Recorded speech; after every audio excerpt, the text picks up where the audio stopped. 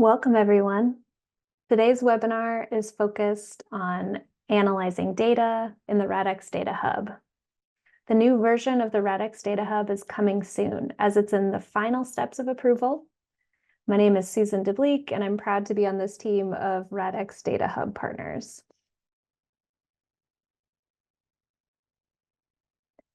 The National Institutes of Health launched RADx in 2020. RADx stands for the Rapid Acceleration of Diagnostics Initiative. It came from the urgent need to respond to the COVID-19 pandemic, focused on diagnostic technologies. The RADx Data Hub is the infrastructure and the platform to house a number of studies associated with RADx. It's an aggregation of study data, including diagnostic developments, diagnostic deployments, and COVID spread assessments. In today's webinar, we'll be focusing on analyzing data in the new RADx Data Hub. We are recording this webinar, and we'll share the recording to YouTube in a few weeks. And I'd like to introduce Dr. Robert Hubble to share a bit more about the agenda for today. Great, thank you. Thank you, Susan. So today's agenda includes, as Susan alluded to, an overview of the registration for the RADx Data Hub and accessing data presented. This one is going to be presented by NIH Mystery. And then there'll be a demo of the available tools on the new RADx Data Hub Analytics Workbench. And that platform will be presented by Anna Liu. We will wrap up with a Q&A session using the question and answer function on Zoom today, and Susan and Leah will be supporting that. So please use the question and answer button to submit questions for our presenters. You may do so anytime during the presentations, and we will follow that up at the end of the session. So I would like to pass the mic on to NIH Mystery to get us started. Thanks, Rob. Right, we can go to the next slide. Great. So this slide will seem familiar for those who attended the April webinar on discovering and accessing data in the new RADx Data Hub. As a reminder, the RADx Data Hub was established to support researchers in accessing de-identified and curated COVID-19 data and allowing them to aggregate and perform analysis in a secure cloud-enabled platform. At the April webinar, we presented on the RADx programs and data coordinating centers, the types of data in the Data Hub, and how researchers may discover the available data. Today, we will focus on analyzing data in the RADx Data Hub by using the Researcher Workbench. Next slide, please. In order to access the Researcher Workbench, a user will need to log in to the RADx Data Hub. Login is facilitated using the NIH Researcher Auth Service, also referred to as RAS, and allows users to log in using their NIH Smart Card through an ERA Commons account or with a login.gov account. We'll start today by demonstrating the user login process. I'll go ahead and grab the screen and begin the demo.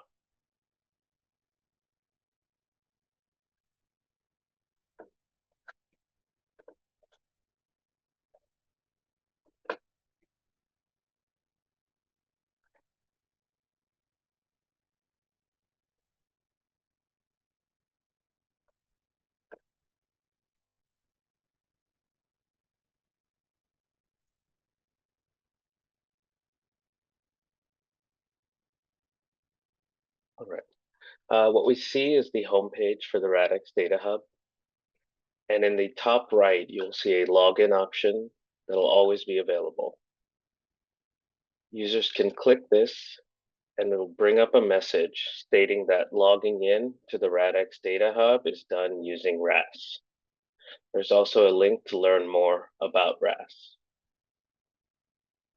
It also states that if you plan to use approved data in the workbench, to ensure that you're logging in using the same account as you did in dbGaP when completing the access request. We'll proceed by clicking the login/sign up using RAS. This will take us to the RAS system, where users can log in using their ERA Commons account or their NIH Smart Card. And for users that don't have one of those two accounts, they can move forward with login.gov. We'll demonstrate login.gov today.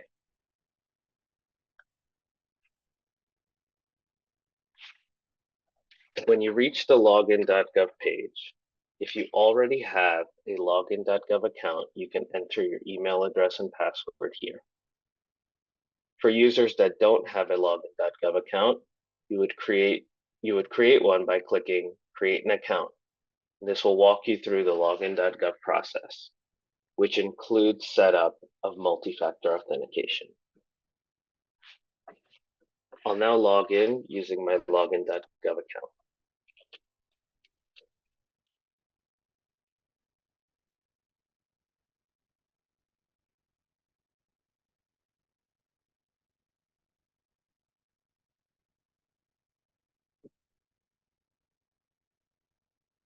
Multi-factor authentication with login.gov is available through an authenticator app, as well as text message, phone call, or email verification.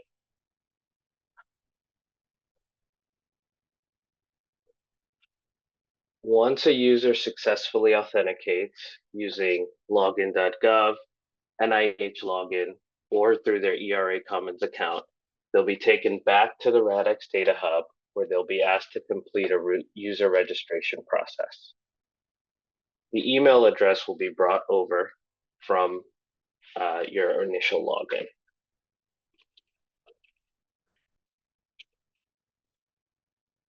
You will be required to enter your first name and last name. You can optionally enter your ORCID ID. You'll be asked to enter your job title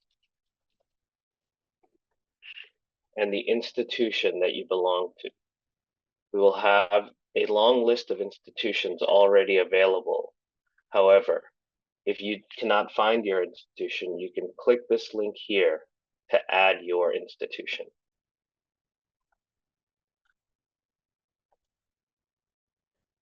We then ask you to identify your career stage as a researcher, either as an undergraduate, graduate doctorate, postdoctoral residency, early career, or established investigator.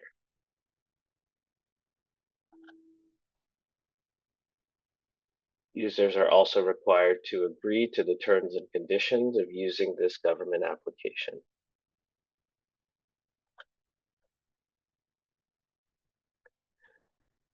Upon successful completion of the user registration, users will be redirected back to the home page and they will be logged in. They should see their name in the top right corner where we previously saw the login button. And in the navigation bar, a new option will be made available titled Data Access. Under Data Access, there will be two options: Public Data and My Approved Data. My Approved Data will include the studies and data files that this user is approved for based on data access requests that have been approved in dbGaP.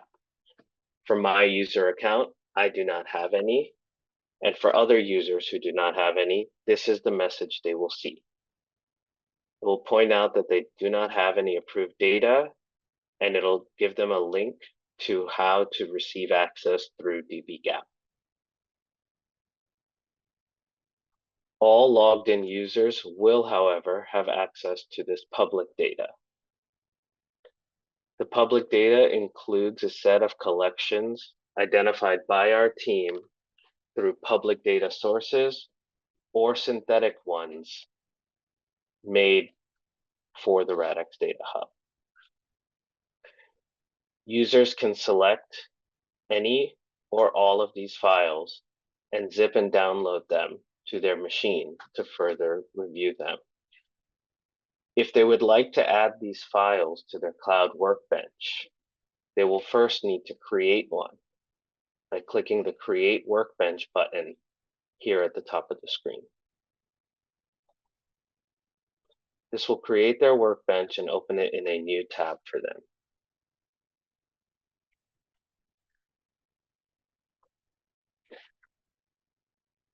Back on the public data page, Create Workbench will now read as Launch Workbench, and users will now be able to move files to their workbench.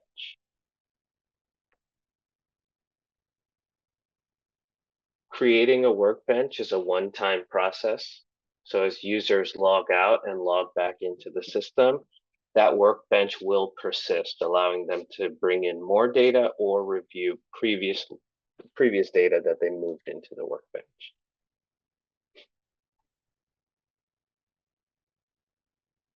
I will now pass it off to Anna, who will talk more about the functionality and features of our analytics workbench.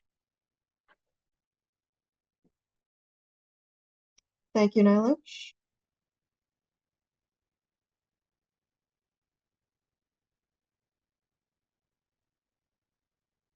So next we'll take a look at the analytics workbench. I will be grabbing the screen share in just a moment here. The analytics workbench allows you to prepare, analyze, and visualize data all within a single work environment.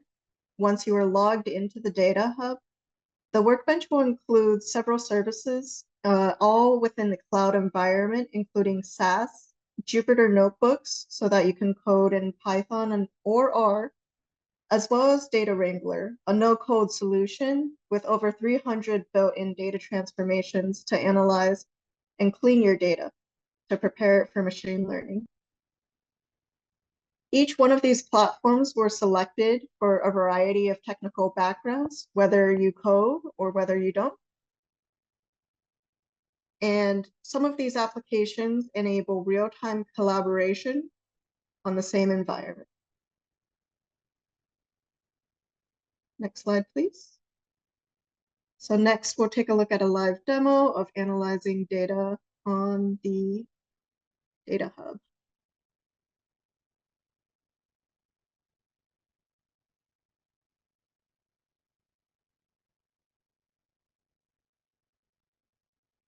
All right, so when you first come to the SageMaker Studio page, you have a couple of different application options.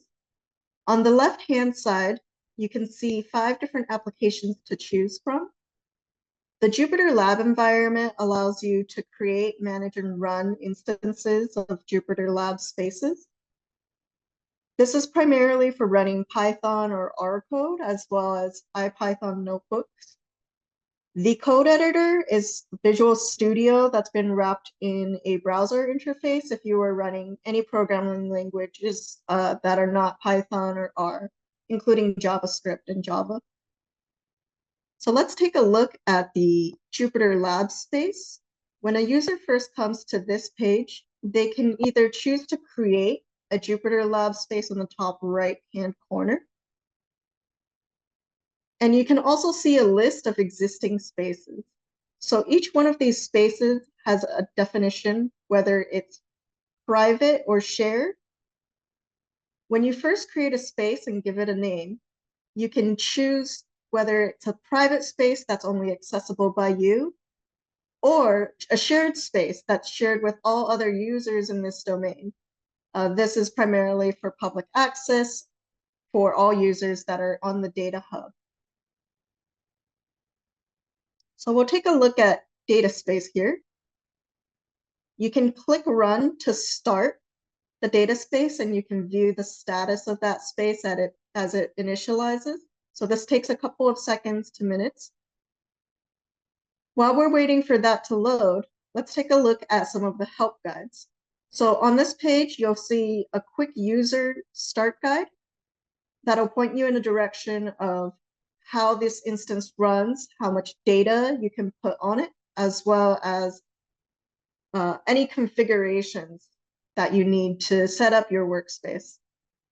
All of this is pre-installed so that you won't have to do anything outside of the box.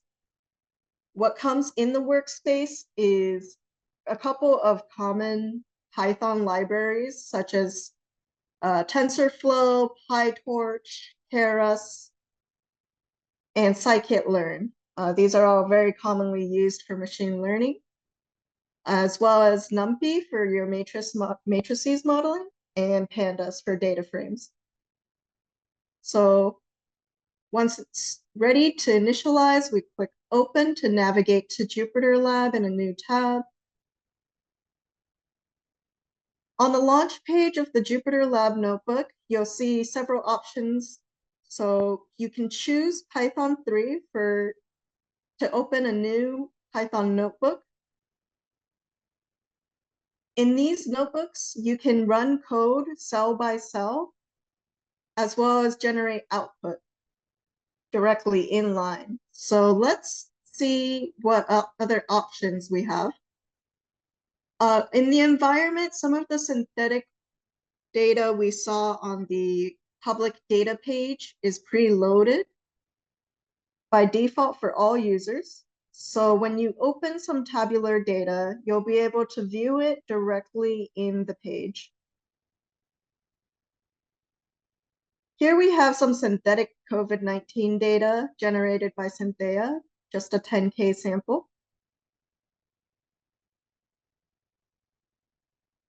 Here's an analysis notebook that goes with this data set to provide an example of the cells, how to import libraries into your notebook, primarily the ones that are pre-installed, and then read in that data as a CSV file, run an analysis on that data, as well as print out any outcomes of the data. As you can see, this kind of notebook is very helpful for both sharing your code and annotating it with comments, as well as showing graphs and plotting them directly in the notebook. So next, we'll take a look at another feature that allows you to bring in your own code. So from the panel on the left, you can create your own folders to organize your data, or you can upload data directly from your local machine. You can refresh the file browser as new data sets are loaded in, or you can bring in data from a GitHub repository using the GitHub plugin button. So here we can see it's asking for a GitHub repository URL. So we'll go here to this GitHub repository called Amazon SageMaker Examples. Copy the URL here and click back into the tab to clone this data set. So when you first clone a GitHub repository, a new terminal window will open, displaying the progress of downloading that GitHub repository. As this is running, we can take a look at some of the other features in the notebook. On the second tab, you can see which tabs are open and choose to close them all. You can see which kernels are open. And once the data set is loaded, it automatically opens the folder for you. So let's take a look at one of these SageMaker examples.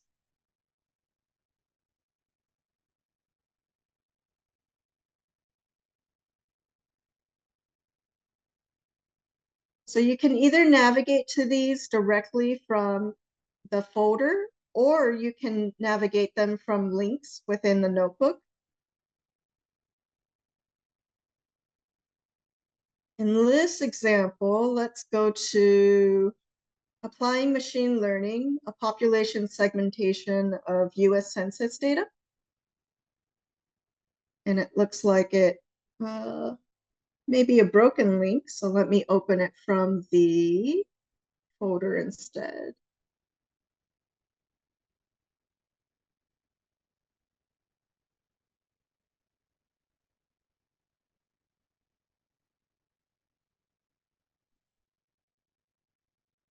Here we go.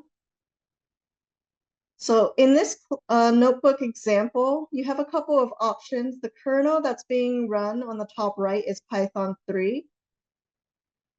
However, you can select from a couple of other kernels, including R here. At the very top of this notebook, you see the dependencies that are installed or the libraries that you can bring in. An introduction to this analysis, this data source, as well as the steps in this data science workflow to clean the data, visualize it, and apply some feature engineering. And then the second portion of this data analysis runs a dimension reduction, a PCA model, which is principal component analysis, and k-means modeling.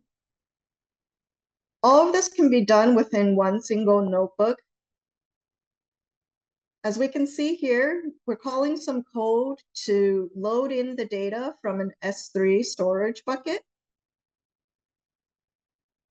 In the exploratory data analysis portion, we can directly call some of the libraries to perform data transforms before visualizing the data in a histogram. And each one of these cells can be run inline so that you can go and step through the code one by one. This is really helpful if you're just running some exploratory data analysis or debugging as well.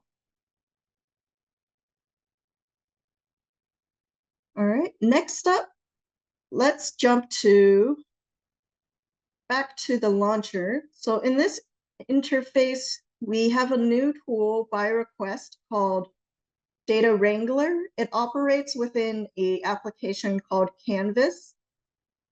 So when we open Canvas, we can see that it's a new tab that brings you to a page with several get started actions. All of these provide access to machine learning and generative AI models with no coding required. So let's take a look at what some of these ready to use models are. In the Canvas interface, we have create a custom model, or you can use pre-existing ones.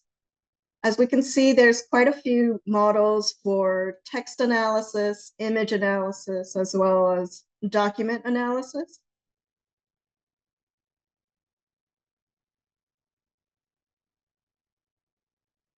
So let's go to an example data set here. All of the sample data that's loaded here is tabular. So we'll select a sample diabetic readmission CSV. You can open up the tabular data directly inline.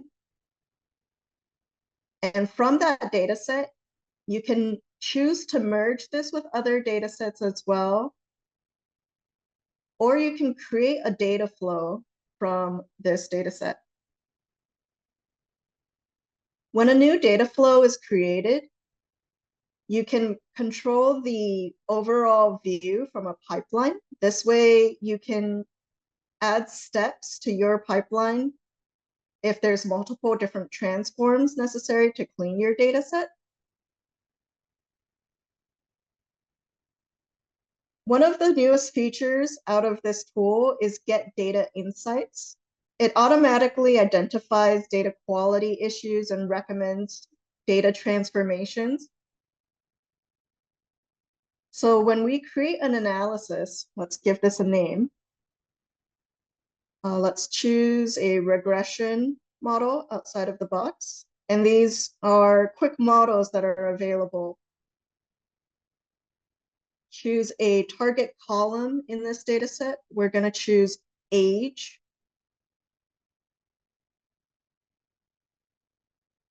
And this report automatically generates some summary statistics about the data, the percent missingness from the code, as well as any duplicate rows.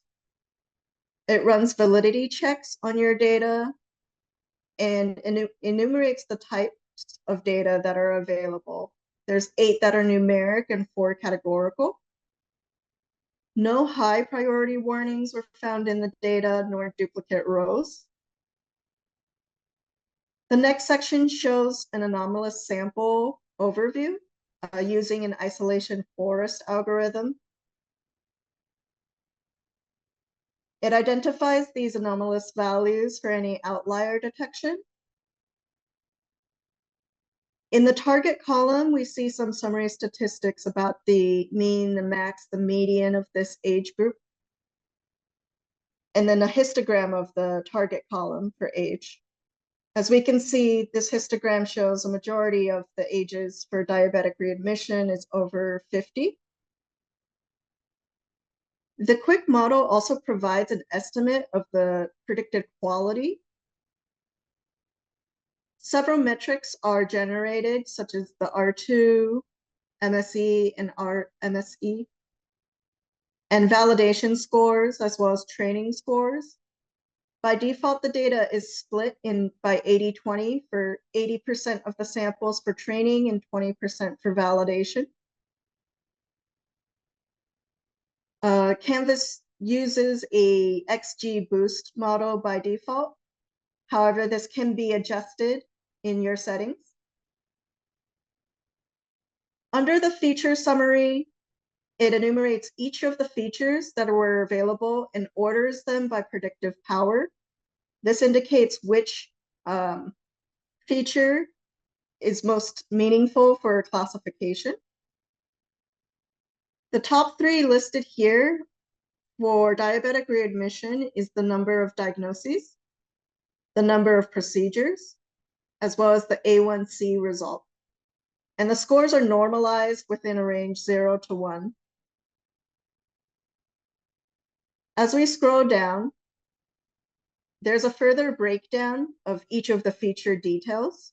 For the number of diagnoses, we can see a histogram of this feature with the corresponding target distribution by age. Each of these graphs are interactive so that you can take a closer look at that feature value and any corresponding correlations between the feature and the target value. Standard deviations are calculated as well for categorical results. As we can see here, none was 80% of the frequency for the A1C result. So although it said it wasn't missing, there is value to taking a closer look at each of the values. And this indicates an area of improvement for finding missing values in your data and sparseness. Here's an example of time in the hospital as a numeric value. Towards the bottom of this report, we see rare classes. So rare classes are ones that could lead to overfitting and subpar prediction performance. It provides a recommendation to consolidate these into a single category, as well as the transform to perform, and where you can find it. Under handle outliers, it recommends to replace these rare values.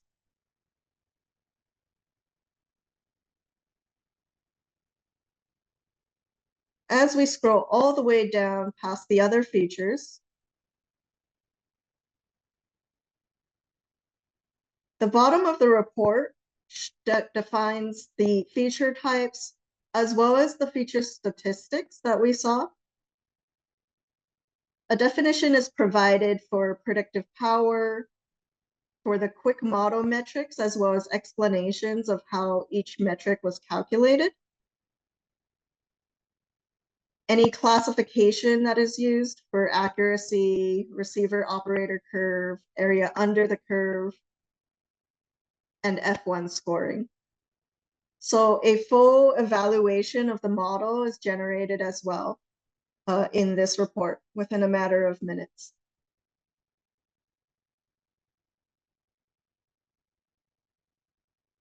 So that concludes Data Wrangler.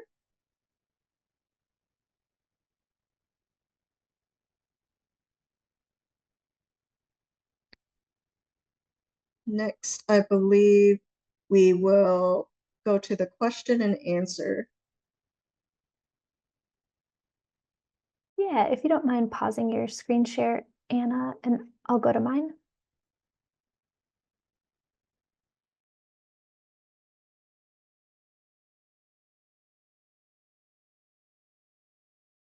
I've hit pause. Let me know if you got the screen back.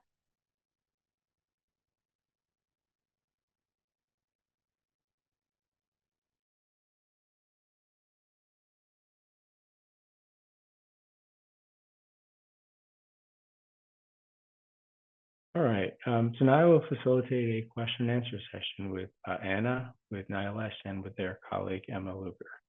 So feel free, we have some questions that I will be posing to the panelists. Feel free to submit additional questions through that Zoom Q&A button on your screen. First question, which I just lost, give me just a second.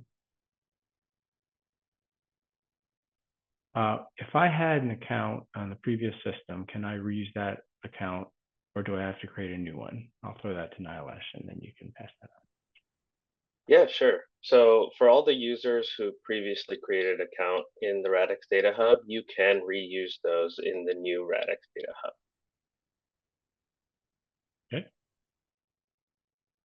Okay. Question 2. So there's no way to have a subdomain that a team of researchers can work together in sharing code artifacts, for example, using separate authorizations. Other NIH-hosted data enclaves have included this crucial team science feature. Yeah, so the Workbench will support a collaborative space feature where researchers will be able to share a compute instance, to read, edit, and run notebooks in real time. So this shared space will provide a shared directory on the system, which is separate from your personal workspace file system, where all of your approved data will be. And each user will need their own RADx Data Hub account to access this shared workspace. Who sets that up, Emma? That shared space? So that would be managed by your internal team. Okay. Question 3, are there restrictions for downloading dbGaP data, and how do I find out?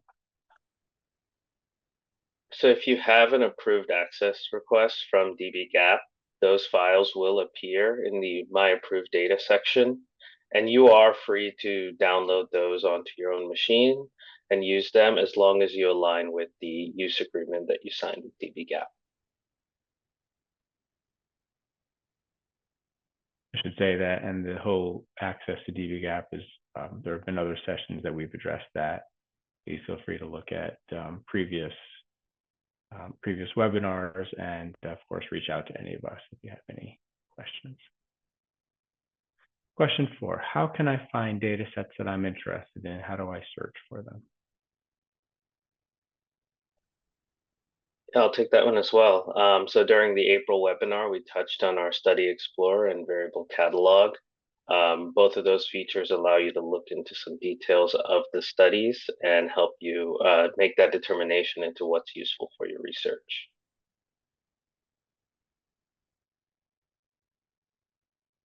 By the way, for those people who have posed these questions, if there's follow-up, please do feel free to post those as well to the Q&A.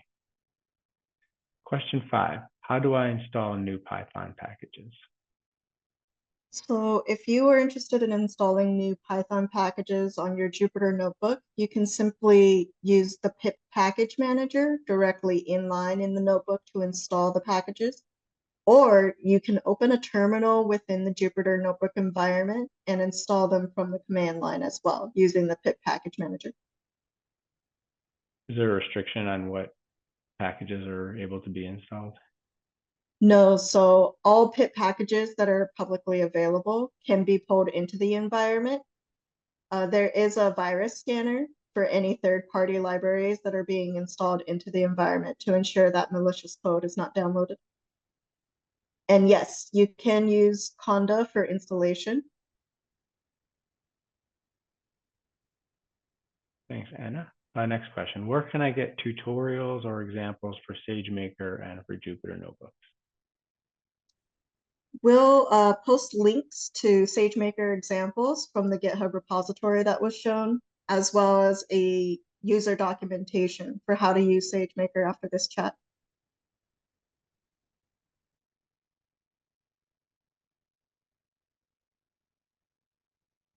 All right. Oh, and there's a link posted right there.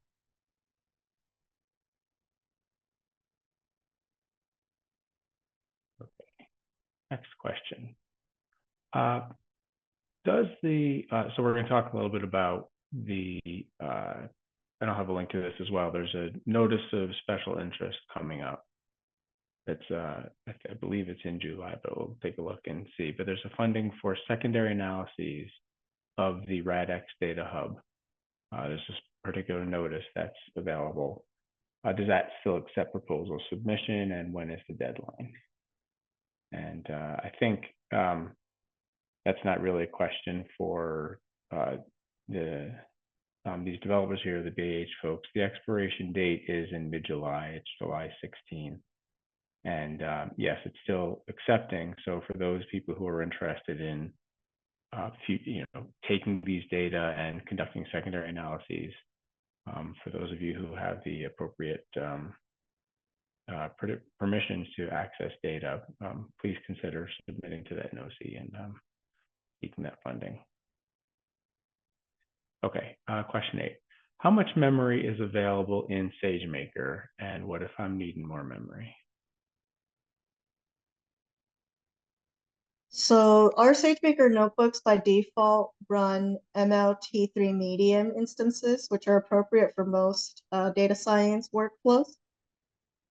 To request more memory, you can put in a request from the user support page, as well as provide a research use case for the extended memory use. So by default, you get 4 gigabytes of memory. GPUs, depending on the use case, may be available. However, for most use cases, don't require GPUs unless you're running intensive compute analysis. Okay. Question 9. Once I do my analysis in the Workbench, how can I download the results? So in the Workbench, you can click on the file or the folder that you're interested in downloading. It works just like on your local machine, just right click, and you can download it from there.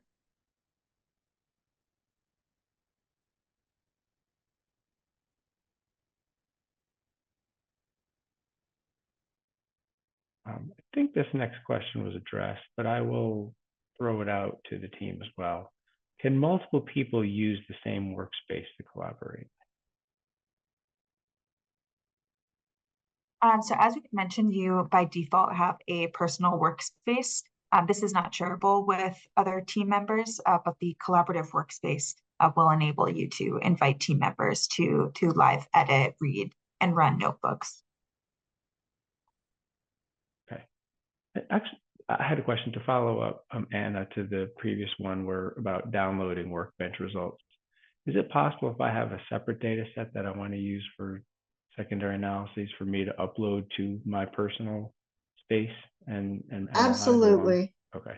So if you have a secondary data set, you can simply use the upload button to select that file if it's on your local machine. If it's in a remote location, as long as you have download access to your secondary data set, you can call it from the terminal window or within your notebook to download that data.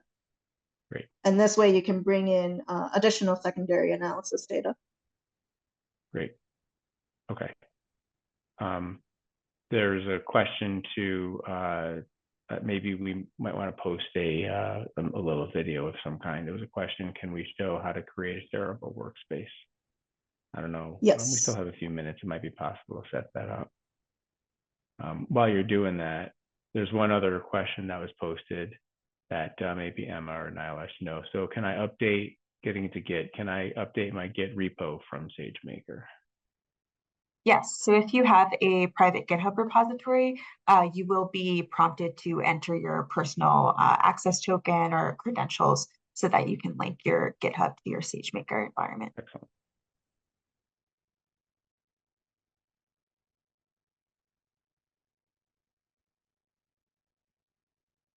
Wait just a second and see if Anne is able to.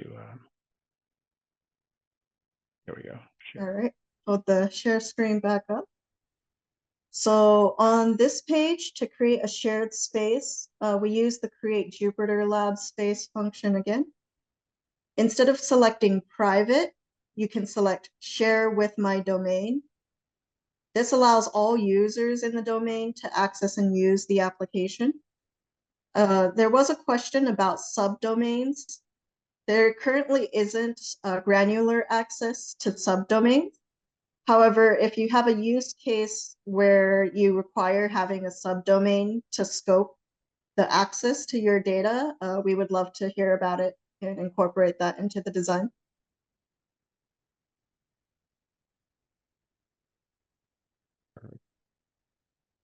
I guess while we're here, sort of a similar question. Can I download additional data from the internet? I'm not sure exactly which data, but yes, so previously mentioned, you can download external data if you have access to it, whether it's in an S3 bucket or it's from another web page. As long as you can download that data and you have a link, you may bring that into this workspace.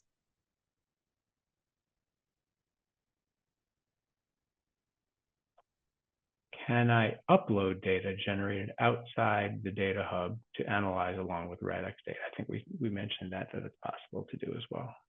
Do that upload button. Cool.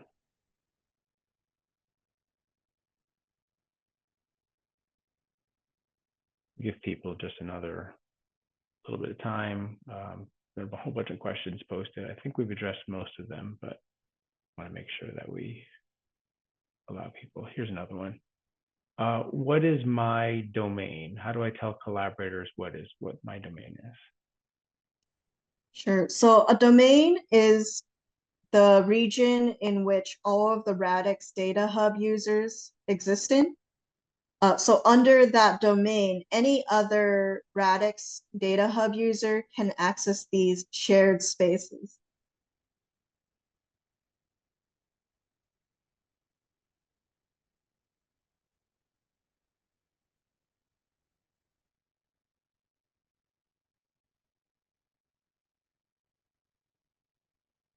All right.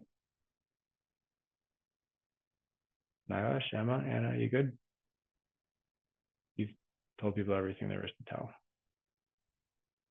Great. So I'm going to turn it back over to, thank you very much to everybody for posting those questions. And again, if there are any follow-ups, please let us know.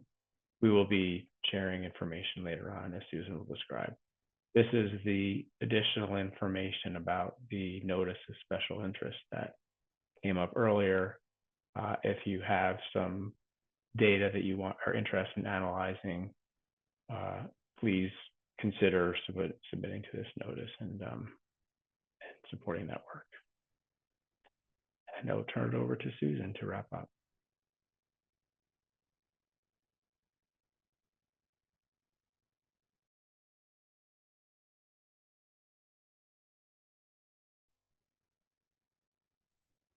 Sorry about that, trying to get everything lined up.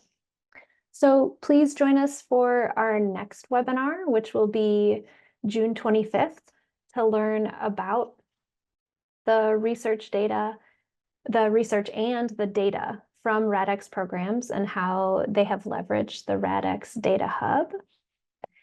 And I also wanted to share these 5 resources for you from our RADx Data Hub website.